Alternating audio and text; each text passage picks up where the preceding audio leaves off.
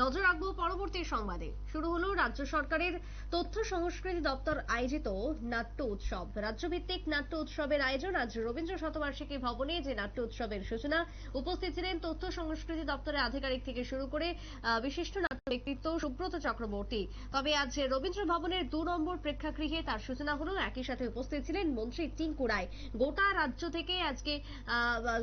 থেকে এই বিশেষ প্রতিযোগিতায় অংশগ্রহণ করবেন একাধিক নাট্য দল।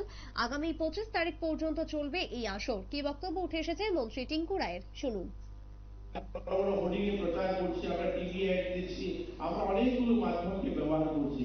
আমরা এটাও তো ব্যবহার করতে পারি। আজ আমাদের নাটক যারা করেন, আমরাও তো এই ধরনের নাটক উপস্থাপন করলে পরে সরকারি মাধ্যমেও সেগুলোকে মানুষের সামনে তুলে ধরা যেতে পারে। তো আমার কথাটা হচ্ছে যে আমরা যে নাটকের স্ক্রিপ্টটা তৈরি করি, এটা যেন সময় উপযোগী হয়। দেখুন, একটা সময় মানুষ জিপগাড়ি ট্রেইলারে বসেও জম্মুই জেলা থেকে আগরতলা এসছে, কিন্তু আজকে আসবে না।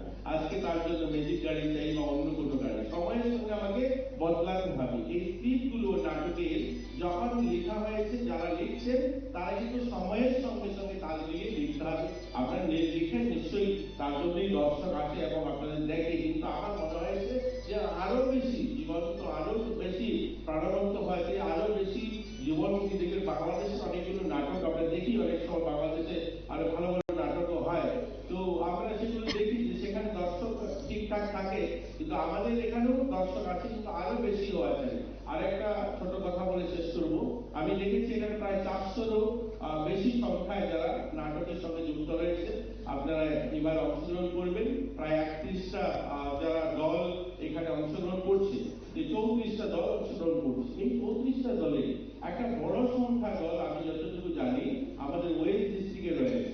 তো এই ওয়েস্ট ডিস্ট্রিক্টে যারা রয়েছে, আমরা যদি প্রত্যেক দিন অল্টারনেটিভ, ধরুন আমরা যদি আপনারা শুনলেন মন্ত্রী টিঙ্কু রায়ের বক্তব্য। 11 তারিখ থেকে 25 তারিখ পর্যন্ত চলবে নাট্য উৎসব, যেখানে 34টা দল অংশগ্রহণ করবে, এমনটাই জানাচ্ছেন মন্ত্রী। ছোট্ট বিরতির পর ফিরবো, সঙ্গে থাকুন।